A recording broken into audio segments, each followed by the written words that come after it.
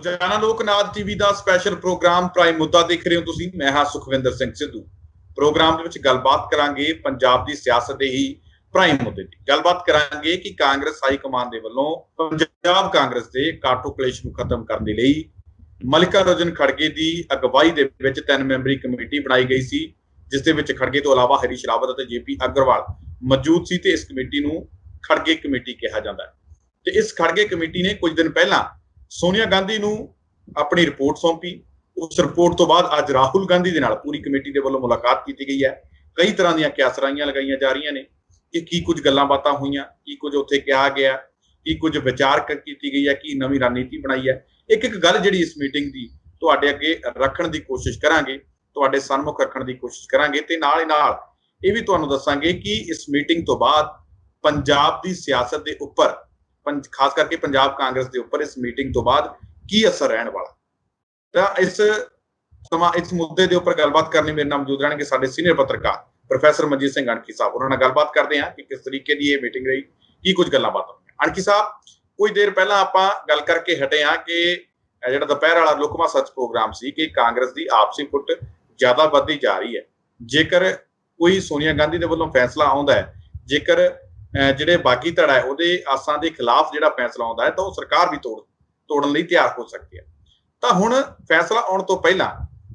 Report ਸੌਂਪੀ ਗਈ ਹੈ ਸੋਨੀਆ ਗਾਂਧੀ ਨੂੰ ਤੇ ਫੈਸਲਾ ਆਉਣ ਤੋਂ ਠੀਕ ਪਹਿਲਾਂ ਰਾਹੁਲ ਗਾਂਧੀ ਦੇ ਵੱਲੋਂ ਕਮੇਟੀ ਦੇ ਨਾਲ ਮੁਲਾਕਾਤ ਕੀਤੀ ਗਈ ਹੈ। ਕੀ ਹੈ, ਕਿਸ ਸੰਦਰਭ ਦੇ ਵਿੱਚ ਮੁਲਾਕਾਤ ਹੋਈ ਹੈ? ਕੀ ਪੰਜਾਬ ਦੇ ਸੰਦਰਭ ਦੇ ਵਿੱਚ ਹੀ ਮੁਲਾਕਾਤ ਹੋਈ ਹੈ? ਕੀ ਕੁਝ ਗੱਲਾਂ ਬਾਤਾਂ ਹੋਈਆਂ? ਦੇਖੋ ਸਿੱਧੂ ਸਾਹਿਬ, ਜਿਹੜੀ ਦੁਪਹਿਰਾਂ ਦੇ ਪ੍ਰੋਗਰਾਮ ਦੀ ਤੁਸੀਂ ਗੱਲ ਕੀਤੀ ਔਰ ਉਸ ਤੋਂ ਮਗਰੋਂ ਅਸੀਂ ਇਹ ਦੂਜਾ ਪ੍ਰੋਗਰਾਮ ਲੈ ਕੇ ਆਪਣੇ ਦਰਸ਼ਕਾਂ ਦੇ ਰੂਬਰੂ ਹੋ ਰਹੇ ਹਾਂ। ਇੱਕ ਕਿਸਮ ਨਾਲ ਜਿਹੜੀ ਅਸੀਂ ਆਪਣੇ ਪਹਿਲੇ ਪ੍ਰੋਗਰਾਮ 'ਚ ਲੁਕਵਾਂ ਸੱਚ ਦੇ ਵਿੱਚ ਕੁਝ ਕਨਸੋਆਂ ਜੋ ਹਾਈ ਕਮਾਂਡ ਦੀਆਂ ਸਾਨੂੰ ਪੈ ਰਹੀਆਂ ਸਨ ਤੇ ਆਪਣੇ ਦਰਸ਼ਕਾਂ ਨੂੰ ਅਸੀਂ ਉਹ ਦੱਸਣ ਦਾ ਯਤਨ ਕੀਤਾ ਔਰ ਇੱਕਦਮ ਉਹਨਾਂ ਕਨਸੋਆਂ ਤੋਂ ਬਾਅਦ ਇੱਕ ਜਿਹੜੀ ਹੈ ਦੂਸਰੀ ਖੜਗੇ ਕਮੇਟੀ ਵੱਲੋਂ ਰਾਹੁਲ ਗਾਂਧੀ ਨਾਲ ਮੁਲਾਕਾਤ ਕਰਕੇ ਔਰ ਉਸ ਆਪਸੀ ਤਫਸੀਲ ਕਰਕੇ ਇੱਕ ਕਿਸਮ ਨਾਲ ਸਾਡੀ ਉਸ ਖਬਰ ਦੀ ਪੁਸ਼ਟੀ ਹੈ ਕਿ ਉੱਪਰ ਦੀ ਹਾਈ ਕਮਾਂਡ ਬੜੇ ਵੱਡੇ ਪੱਧਰ ਤੇ ਪੰਜਾਬ ਵਿੱਚ ਚੱਲ ਰਹੇ ਕਾਂਗਰਸ ਦੇ ਕਾਟੋ ਕਲੇਸ਼ ਨੂੰ ਹੱਲ ਕਰਨ ਦੇ ਮੂਡ ਦੇ ਵਿੱਚ ਹੈਗੀ ਹੈ। ਸੋ ਕਈ ਵਾਰੀ ਚਲੋ ਤੁਹਾਡੀ ਗੱਲ ਦਾ ਮੈਂ ਜਵਾਬ ਦੇਣ ਦੇ ਨਾਲ ਨਾਲ ਹੀ ਇਹ ਗੱਲ ਮੈਂ ਜ਼ਰੂਰੀ ਕਹਿਣੀ ਚਾਹਾਂਗਾ ਕਿ ਸਿੱਧੂ ਸਾਹਿਬ, ਕਈ ਵਾਰੀ ਇਸ ਤਰ੍ਹਾਂ ਹੁੰਦਾ ਕਿ ਜਦੋਂ ਆਪਾਂ ਪ੍ਰੋਗਰਾਮ ਦੇ ਰਹੇ ਹਾਂ ਤਾਂ ਗੱਲਬਾਤ ਕਰ ਰਹੇ ਹਾਂ ਤੇ ਇਹ ਅਸੀਂ ਕੇਵਲ ਇੱਕ ਟਾਈਮ ਪਾਸ ਨਹੀਂ ਕਰ ਰਹੇ, ਅਸੀਂ ਆਪਣੇ ਦਰਸ਼ਕਾਂ ਨੂੰ ਇੱਕ ਸਟੀਕ ਜਾਣਕਾਰੀ ਜਿਹੜੀ ਉਹ ਦੇਣੀ ਹੁੰਦੀ ਹੈ। ਤਾਂ ਦਰਸ਼ਕ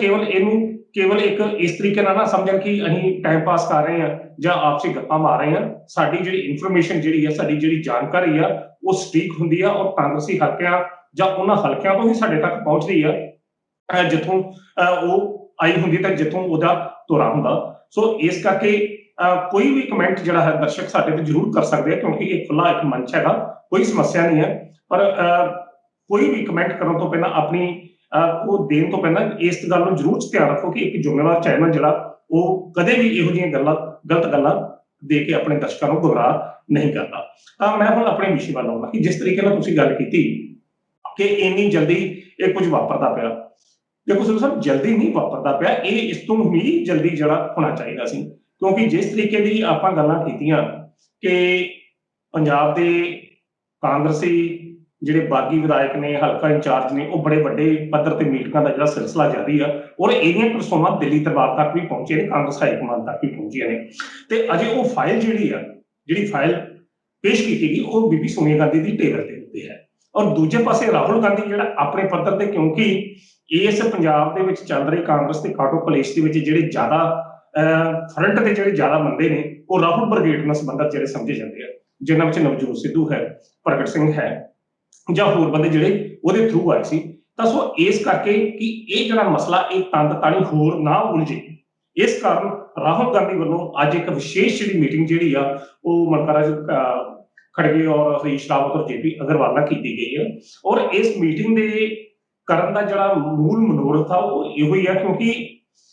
ਜਦੋਂ ਤੁਸੀਂ ਇੱਕ ਰਿਟਨ ਜਿਹੜੀ ਰਿਪੋਰਟ ਦਿੰਦੇ ਜੇ ਕਿਸੇ ਵੀ ਚੀਜ਼ ਨੂੰ ਤਾਂ ਉਹਦੇ ਬੜੇ ਦਾਇਰੇ ਹੁੰਦੇ ਨੇ ਕਿ 90 ਤੋਂ ਸ਼ਬਦਾਂ 'ਚ ਤੁਸੀਂ ਜਿਹੜੀ ਗੱਲ ਜਿਹੜੀ ਆ ਉਹ ਤੁਸੀਂ ਲਿਖ ਕੇ ਕਿ ਇੱਕ ਸੀਮਤ ਔਰ ਸੰਖੇਪ ਦੇ ਵਿੱਚ ਤੁਸੀਂ ਆਪਣੇ ਬੌਸ ਨੂੰ ਜਾਂ ਕਿਸੇ ਨੂੰ ਜਿਹੜੀ ਰਿਪੋਰਟ ਆਪਾਂ ਲਿਖਤੀ ਦਿੰਦੇ ਹਾਂ ਕਿ ਜਿਹਦੇ 'ਚ ਖਲਾਰਾ ਨਹੀਂ ਪਾਇਆ ਗਿਆ ਹੁੰਦਾ। ਪਰ ਜਦੋਂ ਅਸੀਂ ਫੇਸ ਟੂ ਫੇਸ ਗੱਲ ਕਰਦੇ ਹਾਂ ਤਾਂ ਫੇਸ ਟੂ ਫੇਸ ਗੱਲ ਕਰਨ ਦਾ ਭਾਵ ਇਹ ਹੁੰਦਾ ਕਿ ਉਸ ਵਕਤ ਅਸੀਂ ਹਰ ਬੰਦੇ ਦੇ ਬਾਡੀ ਲੈਂਗੁਏਜ ਨੂੰ ਨੋਟ ਕਰਨਾ, ਉਹਨਾਂ ਦੇ ਦਿਲ ਦੀ ਗੱਲ ਨੂੰ ਯਾਦ ਕਰਨਾ। ਕਿਉਂਕਿ ਦੇਖੋ, ਦਿਲ ਦੀ ਗੱਲ ਜਿਹੜੀ ਹੈਗੀ ਉਹ ਕਿਸ ਤਰੀਕੇ ਨਾਲ, ਕਿ ਉਸ ਮੀਟਿੰਗ ਦੇ ਵਿੱਚ ਕੀ ਕੁਝ ਹੋਇਆ, ਕੇਵਲ 4 ਬੰਦੇ ਜਾਂਦੇ, 3 ਬੰਦੇ ਉਹ, ਚੌਥਾ ਉਹ ਜਿਹੜਾ ਆਪਣੇ ਦਿਲ ਦੀ ਗੱਲ ਕਰਕੇ ਆ। ਤਾਂ ਪਰ ਜਦੋਂ ਕੱਲੇ ਬੰਦੇ ਦੀ ਗੱਲ ਬੌਸ ਜਾਂ ਰਾਹੁਲ ਗਾਂਧੀ ਉਹਨਾਂ ਨੂੰ ਪੁੱਛਿਆ, ਔਰ ਜਿਸ ਤਰੀਕੇ ਨਾਲ ਉਹਨਾਂ ਨੇ ਕੱਲੇ ਵਿਅਕਤੀ ਦੀ ਗੱਲ ਜਿਹੜੀ ਕੀਤੀ ਕਿ ਰਾਹੁਲ ਨਵਜੋਤ ਸਿੱਧੂ ਦੇ ਮਨ 'ਚ ਕੀ ਹੈ, ਉਹ ਕਿਸ ਤਰੀਕੇ ਨਾਲ ਪੇਸ਼ ਹੋਇਆ, ਚਰਨਜੀਤ ਸਿੰਘ ਚੰਨੀ ਕਿਸ ਤਰੀਕੇ ਨਾਲ ਪੇਸ਼ ਹੋਈ, ਸੁਖਜਿੰਦਰ ਰੰਧਾਵੇ ਨੇ ਕੀ ਕਿਹਾ, ਪ੍ਰਗਟ ਸਿੰਘ ਨੇ ਕੀ ਕਿਹਾ। ਤਾਂ ਇਹ ਜੀ ਬਾਡੀ ਲੈਂਗੁਏਜ ਸੀ, ਲਹਿਜਾ ਕਿਹੋ ਜਿਹਾ ਸੀ ਗੱਲਬਾਤ ਕਰਨ ਦਾ? ਮੈਂ ਉੱਧਰ ਹੀ ਆ ਰਿਹਾ ਕਿ ਉਹਨਾਂ ਦੀ ਬਾਡੀ ਲੈਂਗੁਏਜ ਕਿਸ ਤਰ੍ਹਾਂ ਦੀ ਸੀ, ਉਹਨਾਂ ਦਾ ਲਹਿਜ਼ਾ ਕਿਸ ਤਰ੍ਹਾਂ ਦਾ ਸੀ ਗੱਲਬਾਤ ਕਰਨ ਦਾ, ਕੀ ਕਿਸੇ ਮੁੱਦੇ ਤੇ ਕੰਪਰੋਮਾਈਜ਼ ਦੀ ਜਿਹੜੀ ਸਥਿਤੀ ਆ ਉਹ ਪੈਦਾ ਹੋ ਸਕਦੀ ਹੈ ਕਿ ਨਹੀਂ ਹੋ ਸਕਦੀ। ਇਹ ਜਿਹੜੀਆਂ ਗੱਲਾਂ ਨੇ, ਇਹ ਗੱਲਾਂ ਤੁਸੀਂ ਲਿਖਤੀ ਰੂਪ 'ਚ ਨਹੀਂ ਦੇ ਸਕਦੇ, ਤੇ ਸਭ ਉਸ ਸਥਿਤੀ ਨੂੰ ਜਾਣਨ ਵਾਸਤੇ ਹੀ ਰਾਹੁਲ ਗਾਂਧੀ ਵੱਲੋਂ ਇਹਨਾਂ ਬੰਦੇ ਜਿਹੜੇ 3 ਕਮੇਟੀ ਦੇ ਜਿਹੜੇ ਪ੍ਰਮੁੱਖ ਨੇ, ਇਹਨਾਂ ਨਾਲ ਜਿਹੜੀ ਮੀਟਿੰਗ ਕੀਤੀ ਗਈ, ਤਾਂ ਜੋ ਆਉਂਦੇ ਦਿਨਾਂ ਤੱਕ, ਜਿਸ ਤਰੀਕੇ ਨਾਲ ਆਪਾਂ ਆਪਣੀ ਪਹਿਲੀ ਵਿਚਾਰ ਚਰਚਾ 'ਚ ਇਹ ਸਾਫ਼ ਕੀਤਾ ਕਿ 20 ਤਰੀਕ ਤੱਕ ਜਿਹੜਾ ਫੈਸਲਾ ਆਇਆ ਪੰਜਾਬ ਕਾਂਗਰਸ ਦੇ ਸੰਦਰਭ 'ਚ ਆ ਜਾਏਗਾ, 20 ਤਰੀਕ ਤੋਂ ਪਹਿਲਾਂ ਡੈਡਲਾਈਨ ਜੋ ਸਾਡੇ ਸੂਤਰ ਸਾਨੂੰ ਦੱਸਦੇ ਕਿ 20 ਤਰੀਕ ਜੂਨ ਤੱਕ ਦੀ ਗੱਲ ਹੈ, ਉਹ ਕੱਲ ਵੀ ਆ ਸਕਦਾ, ਬਾਅਦ 'ਚ ਵੀ ਆ ਸਕਦਾ, ਪਰ 20 ਤਰੀਕ ਤੋਂ ਪਹਿਲਾਂ ਫੈਸਲਾ ਆ ਜਾਏਗਾ। ਤਾਂ ਸੋ ਉਸ ਸਾਰੇ ਸੰਦਰਭ ਦੇ ਵਿੱਚ ਜਿਹੜੀਆਂ ਕਾਂਗਰਸ ਹਾਈਕਮਾਨ ਨਾ ਕਹਾਂ ਮੈਂ, ਰਾਹੁਲ ਜਿਹੜਾ ਹੈ ਉਹ ਐਕਸ਼ਨ ਮੋਡ ਦੇ ਵਿੱਚ ਹੈਗਾ ਕਿ ਜਿੰਨੀ ਤੋਂ ਜਿੰਨੀ ਜਲਦੀ ਹੋ ਸਕਦੀ ਹੈ, ਕਿਉਂਕਿ ਜੇਕਰ ਇਸ ਮੁੱਦੇ, ਉਸ ਰਿਪੋਰਟ ਜਿਹੜੀ ਬੀਬੀ ਸੋਨੀਆ ਗਾਂਧੀ ਦੀ ਟੇਬਲ ਤੇ ਪਈ ਹੈ, ਅਗਰ ਉਹਦੇ ਵਿੱਚ ਫੈਸਲਾ ਹੁੰਦਾ, ਤਾਂ ਅਗਰ ਉਹ ਫੈਸਲਾ ਰਾਹੁਲ ਬ੍ਰਿਗੇਡ ਦੇ ਖਿਲਾਫ ਜਾਂਦਾ ਜਾਂ ਰਾਹੁਲ ਦੇ ਬੰਦੇ ਦੇ ਖਿਲਾਫ ਜਾਂਦਾ, ਤਾਂ ਨੈਚੁਰਲੀ ਤੌਰ ਤੇ ਉਹ ਕਾਂਗਰਸ ਵਾਸਤੇ ਜਾਂ ਰਾਹੁਲ ਵਾਸਤੇ ਚਿੰਤਾ ਦੀ ਜਿਹੜੀ ਸਥਿਤੀ ਹੋਵੇਗੀ, ਜਿਸ ਤਰ੍ਹਾਂ ਸਚਿਨ ਪਾਇਲਟ ਔਰ ਜੋਤੀਰਾਦਿਤਿਆ ਸਿੰਧਿਆ ਦੇ ਸੰਦਰਭ 'ਚ ਹੋਈ ਹੈ। ਸੋ ਕਹਿਣ ਦਾ ਅਰਥ ਹੈ ਕਿ ਅੱਜ ਦੀ ਜਿਹੜੀ ਮੀਟਿੰਗ ਸੀ, ਰਾਹੁਲ ਗਾਂਧੀ ਵੱਲੋਂ ਇੱਕ ਐਕਸ਼ਨ ਮੂਡ ਦੇ ਵਿੱਚ ਆਣ ਕੇ ਇਸ ਸਮੱਸਿਆ ਦਾ ਜਲਦ ਤੋਂ ਜਲਦ ਹੱਲ ਕਰਨ ਵਾਲਾ ਹੈ, ਕਿਉਂਕਿ ਬਾਰ-ਬਾਰ ਇਹ ਗੱਲ ਉੱਠ ਰਹੀ ਹੈ ਕਿ ਜਿਸ ਤਰੀਕੇ ਕਿ ਜਿਹੜਾ ਸੁਨੀਲ ਜਾਖੜ ਆ ਉਸ ਨੂੰ ਹਟਾਇਆ ਜਾ ਸਕਦਾ, ਔਰ ਅੱਜ ਦੇ ਜਿਹੜੇ ਪ੍ਰੋਗਰਾਮ ਆ ਜਾਂ ਮੀਡੀਆ ਜੋ ਖਬਰ ਸਾਨੂੰ ਦੇ ਰਿਹਾ, ਤਾਂ ਉਹਦੇ ਵਿੱਚ ਕਲੀਅਰ ਕੱਟ ਇਹ ਗੱਲ ਮਤਲਬ ਪੂਰਨ ਤੌਰ ਤੇ ਸਾਫ਼ ਹੋ ਗਈ ਆ ਕਿ ਇਹ ਸਾਰੇ ਸਿਨੈਰੀਓ ਦੇ ਵਿੱਚ ਇਹ ਸਾਰਾ ਜਿਹੜਾ ਯੁੱਧ ਘਮਸਾਨ ਮਚਿਆ, ਇਹ 'ਚ ਸੁਨੀਲ ਜਾਖੜ ਦੀ ਜਿਹੜੀ ਬੜੀ ਆ ਉਹ ਤੇ 100% ਆ। ਉਹ ਅੱਜ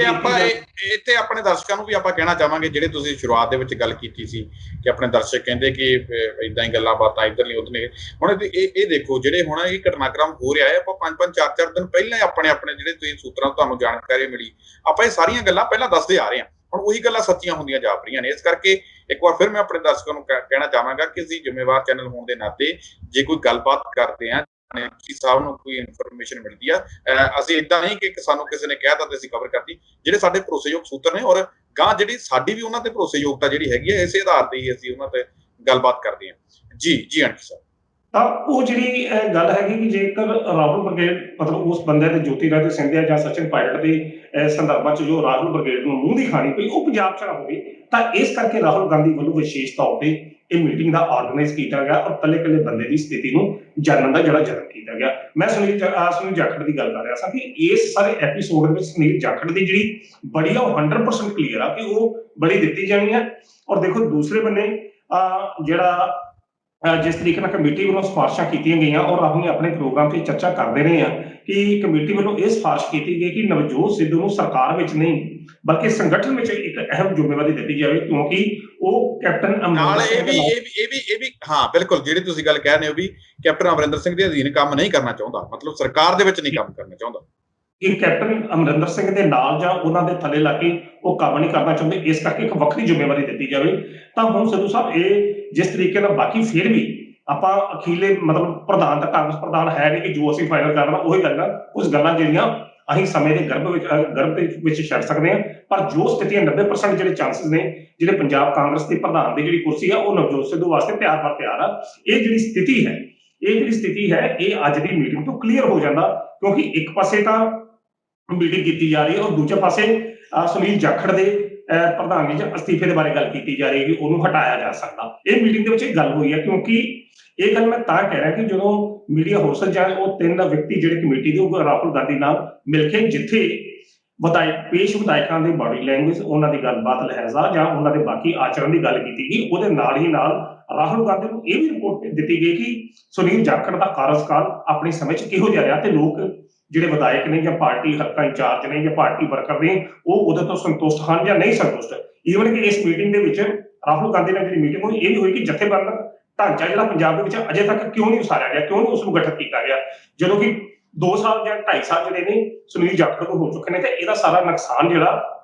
ਉਹ ਕਾਂਗਰਸ ਪਾਰਟੀ ਨੂੰ ਭੁਗਤਣਾ ਪੈ ਸਕਦਾ। ਕਹਿਣ ਦਾ ਅਰਥ ਹੈ ਕਿ ਇਸ ਮੀਟਿੰਗ ਦੇ ਵਿੱਚ ਜਿਹੜੀ ਰਾਹੁਲ ਗਾਂਧੀ ਨਾਲ ਅੱਜ ਇਹਨਾਂ ਵਿਧਾਇਕਾਂ ਦੀ ਹੋਈ, ਉੱਥੇ ਦੋ ਮੁੱਦੇ ਜਿਹੜੇ ਨੇ ਬੜੇ ਵਧੀਆ, ਬੜੀ ਗੰਭੀਰਤਾ ਨਾਲ ਵਿਚਾਰੇ ਗਏ। ਇੱਕ ਮੁੱਦਾ ਇਹ ਸੀ ਕਿ ਸੁਨੀਲ ਜਾਖੜ ਦੀ ਜਿਹੜੀ ਭੂਮਿਕਾ ਰਹੀ ਆ ਉਹ ਸਾਰੇ ਪਿਛਲੇ ਐਪੀਸੋਡ 'ਚ ਕੀ ਰਹੀ ਹੈ, ਜਿੱਥੇ ਲੋਕਾਂ ਦਾ ਹਲਕਾ ਇੰਚਾਰਜਾਂ ਦਾ, ਵਿਧਾਇਕਾਂ ਦਾ, ਮੰਤਰੀਆਂ ਦਾ, ਜਿੱਥੇ ਗੁੱਸਾ ਕੈਪਟਨ ਅਮਰਿੰਦਰ ਸਿੰਘ ਦੇ ਨਾਲ ਸੀ, ਉੱਥੇ ਗੁੱਸਾ ਸੁਨੀਲ ਜਾਖੜ ਦਾ ਸੀ। ਕਿਉਂਕਿ ਸੁਨੀਲ ਜਾਖੜ ਤੇ ਹਮੇਸ਼ਾ ਇਹ ਇਲਜ਼ਾਮ ਲੱਗਦਾ ਰਿਹਾ ਕਿ ਇਹ ਹਮੇਸ਼ਾ ਕੈਪਟਨ ਅਮਰਿੰਦਰ ਵੱਲ ਝੁਕਦੇ ਰਹੇ ਨੇ, ਔਰ ਝੁਕਣਾ ਸ਼ਾਇਦ ਉਹਨਾਂ ਦਾ ਜਾਇਜ਼ ਵੀ ਹੋਵੇ, ਕਿਉਂਕਿ ਪ੍ਰਤਾਪ ਸਿੰਘ ਬਾਜਵਾ ਸਿੱਧੇ ਤੌਰ ਤੇ ਕਹਿੰਦੇ ਰਹੇ ਕਿ ਕੈਪਟਨ ਦਾ ਤੋਤਾ। ਜੀ ਜੀ ਜੀ ਬਿਲਕੁਲ, ਕਿਉਂਕਿ ਉਹ ਉਹਨਾਂ ਦੇ ਆਧਾਰ ਤੇ ਹੀ ਉਹਨਾਂ ਦੀ ਜਿਹੜੀ ਕੁਰਸੀ ਹੈ ਜਾਂ ਪ੍ਰਧਾਨਗੀ ਦਾ ਜਿਹੜਾ ਉਹਨਾਂ ਨਿੱਘ ਮੰਨਿਆ ਕੇਵਲ ਕੈਪਟਨ ਅਮਰਿੰਦਰ ਸਿੰਘ ਦੇ ਰਹਿਨੁਮਾ ਕਰਨ ਤੇ ਜਾਂ ਉਹਨਾਂ ਦੇ ਅਹਿਸਾਨਾਂ ਥੱਲੇ ਮੰਨਿਆ, ਤਾਂ ਇਹ ਕੁਦਰਤੀ ਹੈ ਕਿ ਉਹ ਉਹਨਾਂ ਦੇ ਖਿਲਾਫ ਜਿਹੜੀ ਰਿਪੋਰਟ ਨਹੀਂ ਦੇ ਸਕਣਗੇ, ਨਹੀਂ ਉਹਨਾਂ ਦਿੱਤੀ। ਸੋ ਪਰ ਜੋ ਸਾਡਾ ਵਿਸ਼ਾ ਜਾਂ ਜੋ ਤੁਸੀਂ ਮੈਨੂੰ ਪ੍ਰਸ਼ਨ ਪੁੱਛਿਆ ਉਹ ਰਾਹੁਲ ਗਾਂਧੀ ਔਰ ਖੜਗੇ ਕਮੇਟੀ ਦੀ ਮੀਟਿੰਗ ਦਾ ਹੈ। ਕੀ ਲੱਗਦਾ ਕਿ ਤੁਹਾਡੇ ਕਹਿਣ ਦਾ ਭਾਵ ਜਿਸ ਤਰੀਕੇ ਨਾਲ ਤੁਸੀਂ ਦੱਸ ਰਹੇ ਹੋ, ਫਿਰ ਜਾਖੜ ਦੀ ਛੁੱਟੀ ਤੈਅ ਤੇ ਸਿੱਧੂ ਮਾਰ ਗਿਆ ਬਾਜੀ? ਬਿਲਕੁਲ, ਇਹਦੇ 'ਚ ਤਾਂ ਕੋਈ ਦੋ ਰਾਏ ਨਹੀਂ ਹੈ, ਕਿਉਂਕਿ ਦੇਖੋ ਕਿਸੇ ਵੀ ਸੂਰਤ ਦੇ ਵਿੱਚ ਸਿੱਧੂ ਨੂੰ ਪੰਜਾਬ ਦੀ ਵਜ਼ਾਰਤ ਵਿੱਚ ਐਂਟਰ ਨਹੀਂ ਕਰਾਇਆ ਜਾਏਗਾ। ਇਹ ਵੀ ਗੱਲ ਇੱਕ ਪੱਥਰ ਤੇ ਲਿਖ ਹੈ। ਕਿਉਂਕਿ ਉਹਨਾਂ ਨੇ ਸਿਫਾਰਿਸ਼ਾਂ ਹੀ ਇਹ ਕੀਤੀਆਂ ਨੇ ਕਿ ਉਹ ਕੈਪਟਨ ਦੇ ਅਧੀਨ ਕੰਮ ਨਹੀਂ ਕਰਨਾ ਚਾਹੁੰਦਾ। ਜੇ ਉਹ ਉਪ ਮੁੱਖ ਮੰਤਰੀ ਦੀ ਜਿਹੜੀ ਆਫਰ ਹੈ ਉਹ ਠੁਕਰਾ ਸਕਦਾ ਤਾਂ ਫਿਰ ਮੰਤਰੀ ਕਿਉਂ ਲੱਗੇਗਾ? ਮੰਤਰੀ ਤੋਂ ਕਹਿੰਦੇ ਰਹੇ ਤੁਸੀਂ ਮੰਤਰੀ ਪਦ ਤੇ ਆ ਜਾਓ। ਸਿੱਧੂ ਸਾਹਿਬ ਦੇਖੋ, ਉਹ ਇੱਕ ਵੱਖਰੀ ਗੱਲ ਜਿਹੜੀ ਹੋ ਸਕਦੀ ਹੈ, ਚਲੋ ਉਹਨਾਂ ਦੇ ਆਪਣੇ ਕਿਰਦਾਰ ਦੀ ਗੱਲ ਹੋ ਸਕਦੀ ਹੈ ਜਾਂ ਇੱਕ ਸਟੇਟਸ ਦੀ ਗੱਲ ਹੋ ਸਕਦੀ ਹੈ, ਪਰ ਦੇਖੋ ਸਿੱਧੂ ਸਾਹਿਬ ਜਿਹੜੀ ਇੱਕ ਗੰਭੀਰਤਾ ਦੀ ਗੱਲ ਹੈ ਨਾ, ਗੰਭੀਰਤਾ ਜਿਸ ਮੁੱਦੇ ਨੂੰ ਲੈ ਕੇ ਨਵਜੋਤ ਸਿੱਧੂ ਨੇ ਪੰਜਾਬ ਦੇ ਵਿੱਚ ਬਿਗਲ ਵਜਾਇਆ, ਉਸ ਤੇ ਜੇਕਰ ਅੱਜ ਉਹ ਡਿਪਟੀ ਮੁੱਖ ਮੰਤਰੀ ਦੇ ਰੂਪ 'ਚ ਪੰਜਾਬ ਦੀ ਵਜ਼ਾਰਤ ਵਿੱਚ ਸ਼ਾਮਲ ਹੋ ਜਾਂਦਾ ਤਾਂ ਸਿੱਧੂ ਸਾਹਿਬ, ਨਵਜੋਤ ਸਿੱਧੂ ਦਾ ਫਿਰ ਜਿਹੜਾ ਕੈਰੀਅਰ ਆ ਉਹ ਹਾਸ਼ੀਏ ਤੇ ਬਾਹਰ ਜਾਣਾ ਸ਼ੁਰੂ ਹੋ ਜਾਂਦਾ। ਲੋਕਾਂ ਨੇ ਕਹਿਣਾ ਕਿ ਕੇਵਲ ਇਹ ਲੜਾਈ ਜਿਹੜੀ ਸੀ ਡਿਪਟੀ ਉਪ ਮੁੱਖ ਮੰਤਰੀ ਬਣਨ ਤੱਕ ਸੀ, ਜਿਵੇਂ ਵਿਰੋਧੀ ਪਾਰਟੀਆਂ ਉਹਦੇ ਤੇ ਇਲਜ਼ਾਮ ਲਾਉਂਦੀਆਂ। ਬੇਸ਼ੱਕ ਜੋ ਮਰਜ਼ੀ ਹੋ ਜਾਵੇ, ਹਾਈ ਕਮਾਂਡ ਬੇਸ਼ੱਕ ਉਹਨੂੰ 10 ਵਾਰੀ ਯਤਨ ਕਰੇ, ਨਵਜੋਤ ਸਿੱਧੂ ਕਦੇ ਵੀ ਡਿਪਟੀ ਮੁੱਖ ਨਹੀਂ ਬਣੇਗਾ, ਕਦੇ ਵੀ ਨਹੀਂ ਬਣੇਗਾ ਜੇ ਉਹ, ਕਿਉਂਕਿ ਇਹ ਉਸਦੇ ਰਾਜਨੀਤਿਕ ਭਵਿੱਖ ਦਾ ਸਵਾਲ ਆ। ਸਿੱਧੂ ਸਾਹਿਬ ਜੇਕਰ ਉਹ ਗੱਲ ਕਰਦਾ ਤਾਂ ਵਿਰੋਧੀ ਧਿਰਾਂ ਦੇ ਨਿਸ਼ਾਨੇ ਤੇ ਆਵੇਗਾ ਕਿ ਜਿੰਨੀ ਲੜਾਈ ਸੀ, ਇਹ ਸਾਰੀ ਲੜਾਈ ਜਿਹੜੀ ਆ ਇਹ ਕੇਵਲ ਇਸ ਅਹੁਦੇ ਤੱਕ ਪਹੁੰਚਣ ਦੀ ਸੀ। ਪਰ ਇੱਕ ਮਿੰਟ ਮੇਰੀ ਗੱਲ ਖਤਮ ਹੋਣ ਦਿਓ, ਪਰ ਜਿਸ ਤਰੀਕੇ ਨਾਲ ਜੇਕਰ ਉਸ ਨੂੰ ਪ੍ਰਧਾਨ ਦਾ ਪਦ ਦਿੱਤਾ ਜਾਂਦਾ ਪੰਜਾਬ ਕਾਂਗਰਸ ਦਾ, ਤਾਂ ਉਹ ਇੱਕ ਗੈਰ ਮਤਲਬ ਆਪਾਂ ਕਹਿ ਸਕਦੇ ਕਿ ਸਿਆਸਤ ਤੋਂ ਦੂਰ, ਸੌਰੀ ਰਾਜਨੀਤਿਕ ਪ੍ਰਸ਼ਾਸਨ ਤੋਂ ਦੂਰ ਤੇ ਸੰਗਠਨ ਦੇ ਰੂਪ ਦੇ ਵਿੱਚ ਉਹ ਜਾਏਗਾ, ਤਾਂ ਉੱਥੇ ਉਹਦੀ ਜਿਹੜੀ ਭੂਮਿਕਾ ਹੈ ਜਾਂ ਉਸਦੀ ਸ਼ਖਸੀਅਤ ਹੈ, ਫਿਰ ਉੱਥੇ ਪ੍ਰਸ਼ਨ ਚਿੰਨ੍ਹ ਨਹੀਂ ਲੱਗਦਾ। ਉਹਦੀ ਪ੍ਰਸ਼ਨ ਚਿੰਨ੍ਹ ਤਾਂ ਲੱਗਦਾ ਕਿ ਜੇ ਉਹ ਰਾਸ਼ਟਰੀ ਮੁੱਖ ਮੰਤਰੀ ਦਾ ਪਦ ਸਵੀਕਾਰ ਕਰਦਾ ਤੇ ਉਸ ਦਾ ਨਿੱਘ ਮੰਨਦਾ, ਪਰ ਜੇਕਰ ਕਾਂਗਰਸ ਪ੍ਰਧਾਨ ਦੇ ਰੂਪ ਦੇ ਵਿੱਚ ਉਹ ਜੁਆਇਨ ਕਰਦਾ ਤਾਂ ਫਿਰ ਉਸ ਦੀ ਸਥਿਤੀ ਉਸ ਤੋਂ ਅਲੱਗ ਹੈ। ਜੀ ਸਿੱਧੂ ਸਾਹਿਬ, ਕੀ ਲੱਗਦਾ ਸਰ, ਹੁਣ ਕੀ ਲੱਗਦਾ ਕਿ ਫਿਰ ਹੁਣ ਇਸ ਮੀਟਿੰਗ ਦਾ ਪੰਜਾਬ ਦੀ ਸਿਆਸਤ ਦੇ ਉੱਪਰ ਇਹ ਅਸਰ ਪਵੇਗਾ ਕਿ ਵੱਡਾ ਫੇਰਬਦਲ ਬਸ 20 ਜੂਨ ਤੋਂ, ਜਿਵੇਂ ਤੁਸੀਂ ਕਹਿ ਰਹੇ ਹੋ, ਥੋੜੇ ਦਿਨਾਂ ਤੱਕ ਫਿਰ ਹੋਣ ਵਾਲਾ ਹੀ ਹੈ? ਫਾਈਨਲ ਰਿਪੋਰਟ ਦੇਣ ਤੋਂ ਪਹਿਲਾਂ ਜਿਹੜੀ ਇਹ ਫਾਈਨਲ ਮੀਟਿੰਗ ਸੀ ਇੱਕ ਤਰੀਕੇ ਦੀ। ਦੇਖੋ ਸਿੱਧੂ ਸਾਹਿਬ, ਤੁਸੀਂ ਕੇਵਲ ਮੈਨੂੰ ਸਾਰ ਤੱਕ ਜਿਹੜਾ ਪੁੱਛ ਲਿਆ ਇਸ ਮੀਟਿੰਗ ਦਾ, ਇਸ ਮੀਟਿੰਗ ਦਾ ਇੱਕ ਹੋਰ ਪਹਿਲੂ ਹੈ ਜਿਹੜਾ ਬੜਾ ਗੰਭੀਰਤਾ ਨਾਲ ਵਿਚਾਰ ਕਰਨ ਦੀ ਮੰਗ ਕਰਦਾ, ਤੁਸੀਂ ਉਸ ਨੂੰ ਛੱਡ ਰਹੇ ਜੇ। ਕਿਉਂਕਿ ਜਿਸ ਤਰੀਕੇ ਨਾਲ ਕਮੇਟੀ ਦੇ ਅੱਗੇ ਪੰਜਾਬ ਦੇ ਵਿਧਾਇਕ ਹਲਕਾ ਇੰਚਾਰਜ ਜੋ ਪੇਸ਼ ਹੋਏ ਨੇ, ਔਰ ਉਹਨਾਂ ਉੱਤੇ ਇਹ ਕਿਹਾ ਗਿਆ ਸੀ ਕਿ ਤੁਸੀਂ ਹੁਣ ਜਾ ਕੇ ਕੋਈ ਵੀ ਗੱਲ ਜਿਹੜੀ ਆ ਮੀਡੀਆ ਦੇ ਸਾਹਮਣੇ ਨਹੀਂ ਕਰਨੀ, ਪਰ ਇਸ ਸਭ ਦੇ ਬਾਵਜੂਦ ਪ੍ਰਗਟ ਸਿੰਘ ਵੱਲੋਂ ਆਣ ਕੇ ਬਕਾਇਦਾ ਪ੍ਰੈਸ ਕਾਨਫਰੰਸ ਕੀਤੀ ਗਈ ਹੈ, ਔਰ ਇਸ ਗੱਲ ਨੂੰ ਵੀ ਹਾਈ ਕਮਾਂਡ ਆਪਾਂ ਉਦੋਂ ਇਹ ਗੱਲ ਕਰ ਚੁੱਕੇ ਹਾਂ ਕਿ ਹਰੀਸ਼ ਰਾਵਤ ਨੇ ਵੀ ਵੱਡਾ ਬਿਆਨ ਦਿੱਤਾ ਸੀ। ਹਰੀਸ਼ ਰਾਵਤ ਵੱਲੋਂ ਇਹ ਗੱਲ ਕਹੀ ਸੀ ਕਿ ਇਹ ਅਨੁਸ਼ਾਸਨ ਭੰਗ ਹੋਣ ਵਾਲੀ ਗੱਲ ਹੈ, ਅਸੀਂ ਰੋਕਿਆ ਹੋਇਆ ਸੀ, ਅਸੀਂ ਕਾਰਵਾਈ ਕਰਾਂਗੇ। ਹੁਣ ਉਹੀ ਖਬਰ ਆ ਰਹੀ ਹੈ ਜਿਹੜੀ ਬਿਲਕੁਲ ਔਰ ਇਸ ਮੀਟਿੰਗ ਦੇ ਵਿੱਚ ਜਿਹੜੀ ਹੈ ਇਸ ਦੀ ਵੀ ਸਿਫਾਰਿਸ਼ ਕੀਤੀ ਗਈ ਹੈ ਕਿ ਜੇਕਰ ਵਿਧਾਇਕਾਂ ਦੇ ਹੌਸਲੇ ਜਿਹੜੇ ਇਸ ਤਰ੍ਹਾਂ ਬਗਾਵਤੀ ਸੁਰ ਭਵਿੱਖ ਵਿੱਚ ਨਾ ਉੱਠਣ ਔਰ ਕਾਂਗਰਸ ਹਾਈ ਕਮਾਂਡ ਦੇ ਫੈਸਲਿਆਂ ਦੇ ਅੱਗੇ ਚੁਣੌਤੀ ਨਾ ਦੇਣ, ਤਾਂ ਕੁਝ ਨਾ ਕੁਝ ਕਾਰਵਾਈ ਜਿਹੜੀ ਆ ਉਹ ਪ੍ਰਗਟ ਸਿੰਘ ਦੇ ਖਿਲਾਫ ਜਿਹੜੀ ਅਨੁਸ਼ਾਸਨਾਤਮਕ ਕਾਰਵਾਈ ਜਿਹੜੀ ਆ ਉਹ ਕੀਤੀ ਜਾਵੇ, ਤਾਂ ਜੋ ਇਹਦੇ ਤੋਂ ਇੱਕ ਥੋੜਾ ਜਿਹਾ ਸਬਕ ਜਿਹੜਾ ਆ ਉਹ ਦੂਜੇ ਵਿਧਾਇਕ ਜਾਂ ਦੂਜੇ ਮੰਤਰੀ ਲੈ ਸਕਣ। ਪਰ ਮੈਂ ਇੱਥੇ ਗੱਲ ਕਲੀਅਰ ਕਰਦਾ, ਇੱਥੇ ਇਹ ਵੀ ਨਹੀਂ ਹੋ ਸਕਦਾ ਕਿ ਪ੍ਰਗਟ ਸਿੰਘ ਨੂੰ ਸਵੇਰੇ ਪਾਰਟੀ ਤੋਂ ਬਾਹਰ ਦਾ ਰਸਤਾ ਖਾਣ, ਇਹੋ ਜਿਹੀ ਗੱਲ ਨਹੀਂ ਹੋ ਸਕਦੀ। ਉਹਨੂੰ ਕੇਵਲ ਇੱਕ ਵਾਰ ਦੀ ਨੋਟਿਸ ਜਿਹੜਾ ਉਹ ਦਿੱਤਾ ਜਾ ਸਕਦਾ ਕਿ ਹਾਂ ਵੀ ਤੁਸੀਂ ਅਨੁਸ਼ਾਸਨ ਭੰਗ ਕੀਤਾ ਤਾਂ ਭਵਿੱਖ ਵਿੱਚ ਅਜਿਹੀਆਂ ਗਤੀਵਿਧੀਆਂ, ਅਜਿਹੀਆਂ ਕਾਰਵਾਈਆਂ ਨਹੀਂ ਕਰਨੀਆਂ ਜੋ ਤੁਹਾਡੇ ਭਵਿੱਖ ਨੂੰ ਖਰਾਬ ਕਰਨ। ਕੇਵਲ ਇਹੋ ਜਿਹੀ ਕਾਰਵਾਈ ਹੋ ਸਕਦੀ ਆ। ਪ੍ਰਗਟ ਸਿੰਘ ਦੇ ਖਿਲਾਫ ਕੋਈ ਹਾਈ ਫਾਈ ਕਾਰਵਾਈ ਨਹੀਂ ਹੋ ਸਕਦੀ ਕਿ ਸਵੇਰੇ ਉਹਨੂੰ ਪਾਰਟੀ ਤੋਂ ਬਾਹਰ ਕੱਢ ਦਿਓ, ਕਿਉਂਕਿ ਜੇ ਪ੍ਰਗਟ ਸਿੰਘ ਵੀ ਉਹਨਾਂ ਵਿਅਕਤੀਆਂ ਦੇ ਵਿੱਚੋਂ ਇੱਕ ਹੈਗਾ ਜਿਨ੍ਹਾਂ ਨੇ ਠੋਕ ਕੇ ਔਰ ਕਲੀਅਰ ਕੱਟ ਸਾਫ਼ ਸ਼ਬਦਾਂ ਦੇ ਵਿੱਚ ਕੈਪਟਨ ਅਮਰਿੰਦਰ ਸਿੰਘ ਦੇ ਵਿਰੁੱਧ ਝੰਡਾ ਚੁੱਕਿਆ। ਸੁਰਜੀਤ ਸਿੰਘ ਧਮਾਨ ਦੇ ਨਾਲ ਰਲ ਕੇ ਉਹਨਾਂ ਨੇ ਇਹ ਵੀ ਗੱਲ ਕਹੀ ਕਿ ਸਾਨੂੰ ਸਰਕਾਰ ਦੇਖ ਦੇਣੀ ਚਾਹੀਦੀ ਹੈ। ਸੋ ਉਸ ਦੀਆਂ ਇਹ ਜਿਹੜੀਆਂ ਸੁਰਾਂ ਨੇ ਇਹਨਾਂ ਨੂੰ ਥੋੜਾ ਜਿਹਾ ਠੱਲ ਪਾਉਣ ਵਾਸਤੇ ਉਹ ਕੈਪਟਨ ਧੜੇ ਨੂੰ ਥੋੜੀ ਜਿਹੀ ਸ਼ਾਂਤੀ ਪਹੁੰਚਾਉਣ ਵਾਸਤੇ ਹੋ ਸਕਦਾ ਕਿ ਉਹਨੂੰ ਇੱਕ ਨੋਟਿਸ ਜਿਹੜਾ ਆ ਉਹ ਜਾਰੀ ਕਰ ਦਿੱਤਾ ਜਾਵੇ ਕਿ ਇਹਦੇ ਸੰਬੰਧੀ ਆਪਣਾ ਸਪਸ਼ਟੀਕਰਨ ਹੈ। ਰਾਜਨੀਤੀ ਦੇ ਵਿੱਚ ਇਹੋ ਜਿਹੇ ਨੋਟਿਸ ਜਾਰੀ ਕਰਨੇ ਨਾ ਹੋਣੇ ਇਹ ਕੋਈ ਜ਼ਿਆਦਾ ਅਹਿਮੀਅਤ ਜਿਹੜੀ ਨਹੀਂ ਰੱਖਦੇ। ਪਰ ਤੁਸੀਂ ਮੈਨੂੰ ਇਹ ਪ੍ਰਸ਼ਨ ਪੁੱਛਿਆ ਕਿ ਮੀਟਿੰਗ ਦੇ ਵਿੱਚ ਏਜੰਡਾ ਕੀ ਸੀ। ਮੀਟਿੰਗ ਦੇ ਵਿੱਚ ਇਹ ਪ੍ਰਗਟ ਸਿੰਘ ਦੀ ਜਿਹੜੀ ਭੂਮਿਕਾ ਆ ਉਹਦੇ ਉੱਤੇ ਵੀ ਵਿਚਾਰ ਵਟਾਂਦਰਾ ਹੋਇਆ। ਔਰ ਦੇਖੋ ਦੂਜਾ ਤੁਸੀਂ ਇਹ ਪ੍ਰਸ਼ਨ ਪੁੱਛਦੇ ਜੇ ਕਿ ਇਹਦੇ ਉੱਤੇ ਪੰਜਾਬ ਸਿਆਸਤ ਦੇ ਉੱਤੇ ਕੀ ਪ੍ਰਭਾਵ ਪਏਗਾ। ਦੇਖੋ ਸਿੱਧੂ ਸਾਹਿਬ ਅਜੇ ਨਵਜੋਤ ਸਿੱਧੂ ਕੋਲ ਕੋਈ ਜਾਣਕਾਰੀ ਸ਼ਾਇਦ ਦੇਰ ਨਾਲ ਪਹੁੰਚਦੀ ਹੋਵੇ, ਪ੍ਰਗਟ ਸਿੰਘ ਕੋਲ ਹੋ ਸਕਦਾ ਲੇਟ ਪਹੁੰਚਦੀ, ਸੁਖਜਿੰਦਰ ਸਿੰਘ ਰੰਧਾਵੇ ਵੱਲੋਂ ਹੋ ਸਕਦਾ ਲੇਟ ਪਹੁੰਚ ਗਈ, ਬਾਕੀ ਪਰ ਕੈਪਟਨ ਅਮਰਿੰਦਰ ਸਿੰਘ ਕੋਲੋਂ ਮਿੰਟ ਦੀ ਸੈਕਿੰਡ ਪਰ ਸੈਕਿੰਡ ਦੀ ਜਿਹੜੀ ਜਾਣਕਾਰੀ ਕਾਂਗਰਸ ਹਾਈਕਮਾਨ ਵਿੱਚ ਕੀ ਵਾਪਰਦਾ ਉਹਨਾਂ ਕੋਲ ਪਹੁੰਚ ਰਹੀ ਹੈ ਔਰ ਪਹੁੰਚਦੀ ਵੀ। ਇਸੇ ਕਰਕੇ ਹੀ ਤਾਂ ਉਹ ਵਾਰ-ਵਾਰ ਵਿਧਾਇਕਾਂ ਤੇ ਐਮਐਲਏ ਦੇ ਨਾਲ ਮੁਲਾਕਾਤ ਕਰ ਰਿਹਾ। ਇਸੇ ਕਰਕੇ ਤਾਂ ਉਹ ਫੇਸਬੁੱਕ ਤੇ ਲਿਖ ਰਿਹਾ ਕਿ ਮੇਰੀ ਐਮਪੀਜ਼ ਦੇ ਨਾਲ ਮੁਲਾਕਾਤ ਹੋਈ, ਉਹਨਾਂ ਨੇ ਮੇਰੀ ਅਗਵਾਈ ਦੇ ਵਿੱਚ 2022 ਦੀਆਂ ਚੋਣਾਂ ਲੜਨ ਦਾ ਭਰੋਸਾ ਦਿੱਤਾ। ਇਸੇ ਕਰਕੇ ਹੀ ਤਾਂ ਉਹਨਾਂ ਨੂੰ ਕਨਸੋਆਂ ਹੋਣਗੀਆਂ। ਆਪਾਂ ਪ੍ਰੋਗਰਾਮਾਂ ਦੇ ਵਿੱਚ ਗੱਲ ਕਰਦੇ ਰਹੇ ਹਾਂ ਕਿ ਉਹਨਾਂ ਨੂੰ ਕਨਸੋਆਂ ਹੋਣਗੀਆਂ ਕਿ ਭਾਈ ਮੇਰੀ ਕੁਰਸੀ ਨੂੰ ਖਤਰਾ ਲੱਗ ਰਿਹਾ। ਇਸ ਕਰਕੇ ਉਹ ਸੋਚਦੇ ਆ ਕਿ ਜੇ ਇਸ ਤਰ੍ਹਾਂ ਦੀ ਸਥਿਤੀ ਬਣਦੀ ਹੈ ਤਾਂ ਫਿਰ ਕਿਵੇਂ ਉਸ ਦੇ ਵਿੱਚੋਂ ਬਾਹਰ ਨਿਕਲਣਾ। ਬਿਲਕੁਲ ਉਹ ਇਸੇ ਕਰਕੇ ਹੀ